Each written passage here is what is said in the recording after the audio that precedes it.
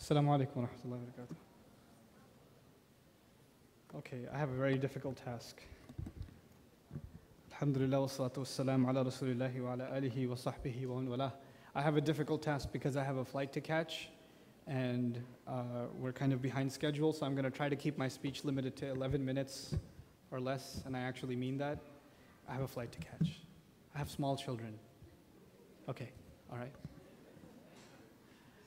So, what I wanted to share with you is fairly straightforward, and it actually, it's shorter times actually force the speaker to be more precise in what they want to say anyway, so I'm grateful for that.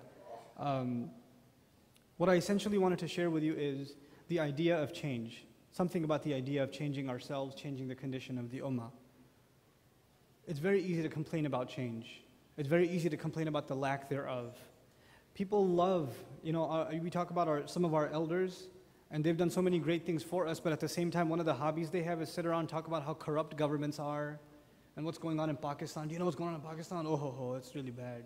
And then says, oh, you think that's bad? Let me tell you what's going on in Egypt. That's even worse.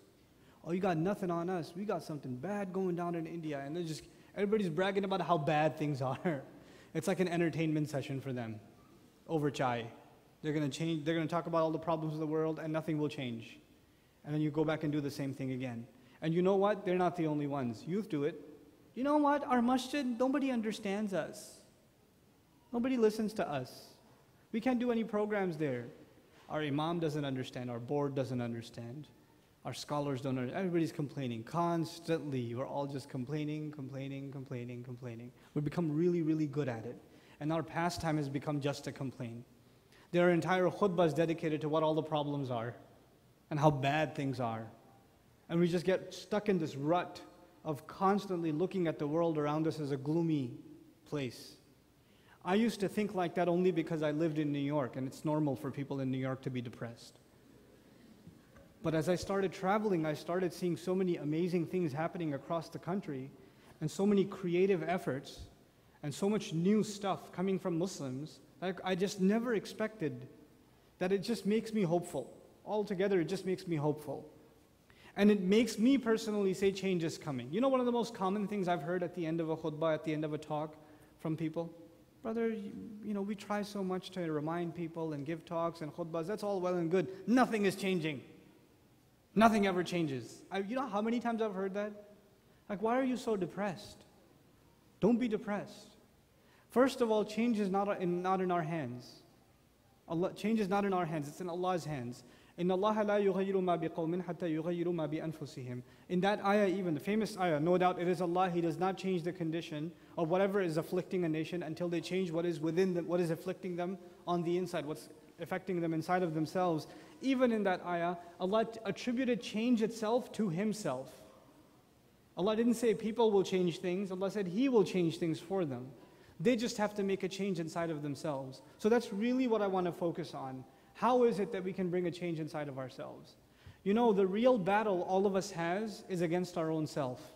Your worst enemy is like your best friend, it's yourself.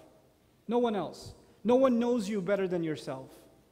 You know, if there's one person that knows all of your flaws, all of your weaknesses, all of the things you could be doing better, all the times you waste, all the things you shouldn't be involved in but you are anyway, all the bad habits you have, the ones that are known to others and the ones that are not known to others. If there's someone who knows that really, really, really well, it's you. It's you. And you have to learn, and I have to learn to be hard on myself.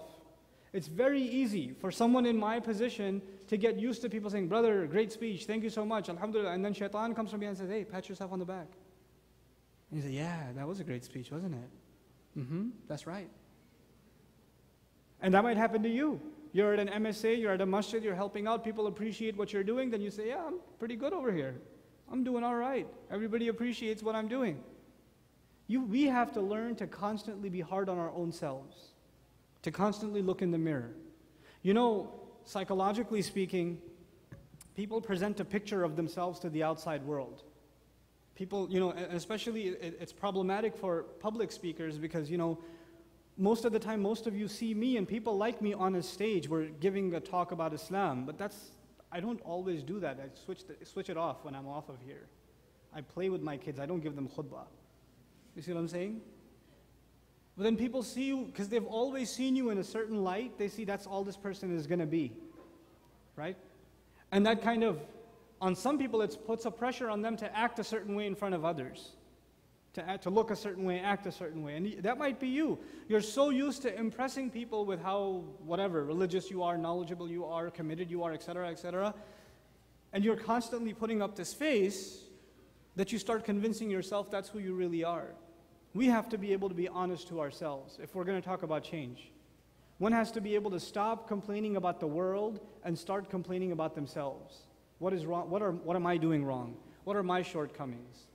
What are the things that I look at myself and I say, if there were 4 or 5 things I could change about myself, if I could just do 4 or 5 things differently, what would they be? What would those things be that I wish I changed? What are some things I wanted to accomplish last year and I never got to? I really wanted to, though. I wanted to memorize like 2 more surahs. I wanted to study something. I want to finish reading that book. I never got around to it. But I really wanted to do it. What is keeping us from making those changes? That's the real bit of advice that at least I'll share with you what I do for myself. It works sometimes, it doesn't work other times.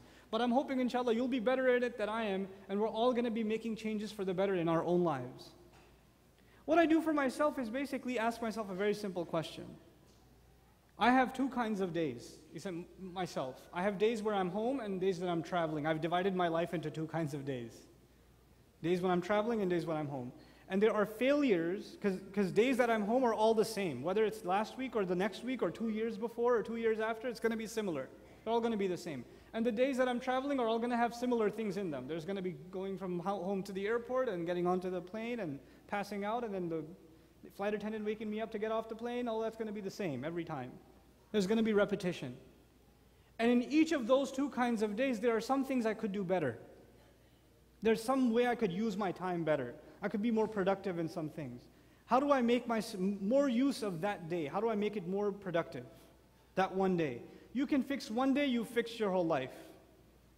If you made one change to today, that means you've made that change for the rest of your life. For you, many of you, it's like weekdays and weekends. Your weekends are the same way every time. Your weekdays are the same way every time, right? Fix your weekdays. This time is for salat. Right after that, there's this time for Quran. There's this time for me to learn something. There's this time for me to, get my homework done or whatever it may be. Discipline your life. Make that change in your life. You know what else people fail to do? That's coupled with that. That's most common, and I personally have trouble with that also. And it's one of the hardest things to do is to maintain balance in your life. To maintain balance. Because we're pulled in many different directions. Our parents want our time. Our husbands and wives want their time. Our children want their time. Our career wants its time. Our friends want their time. Our masjid wants its time. Ourselves, we want to just be left alone. We need some time to ourselves. We have all these different pulls, right? And it's really important that we maintain a balance between all of these different pulls. And a lot of times, we fail to do it. And when we do, we end up wronging one thing or another. This is the biggest change you can bring in your life to create balance. There are people who give their wife a lot of time and their parents no time at all. There are people who give their parents a lot of time and they spend no time with their wife. There are people who are so bent upon fixing their career, they are almost not even existent in the lives of their children. It happens. And then there are those interesting characters who don't want anything to do with home, so they volunteer at the masjid all the time. I love masjid volunteers, but the guy says, hey, I'm going to put up the chairs 3 days before the program, and I'll even sleep here. There's a problem at home. Go home. Get some balance in your life. Right? We need to we have to really assess honestly in our lives, what changes do we have to make? And really changes to me is what you give time to. I mean, the real asset all of us have is time. That's really all we have. And if we're utilizing it properly, our lives have moved towards the better. And if we're not, our lives are moving towards the worse. That's essentially what it boils down to. We have to become people that we make productive use of their time. That don't become people that waste time. Even if you want to play sports or relax or whatever, there should be a time for that. It should be specified. It should be something disciplined. Allah tells us the sun and the moon, they follow an order. All of the acts of worship that we do in Islam somehow fall upon the sun and the moon. The prayers dependent on the positions of the sun. Eid and Ramadan and Hajj on the moon. And Allah tells us the sun and the moon follow a precise order. Our worship follows a precise order. What we're learning from that is your entire life should follow a precise order. You should have some kind of discipline, laid out a sketch in your life for yourself.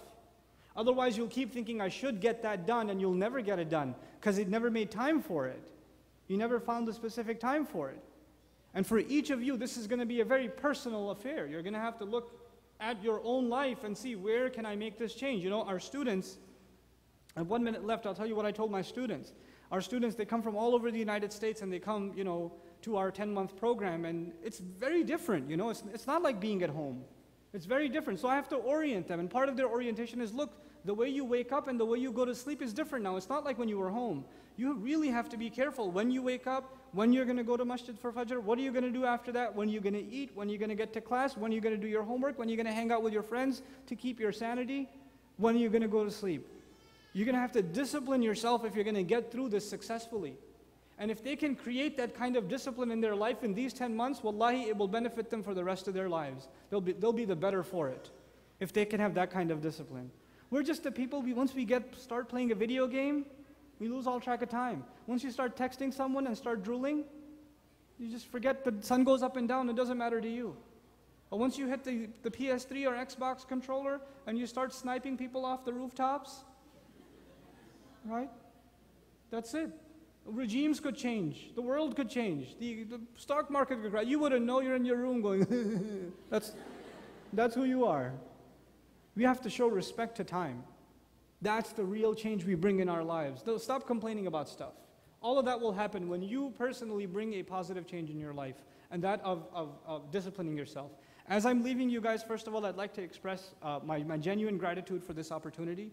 And I don't really get a chance to come to the East Coast much anymore. And when I do, I'm very grateful, alhamdulillah. And I'm hoping that all of you benefited from some of these talks also. And I pray that Allah accepts that from me and all of you, and especially grants my family immense reward, who show a lot of patience when I'm away from them. Especially my wife, she's like extra patient.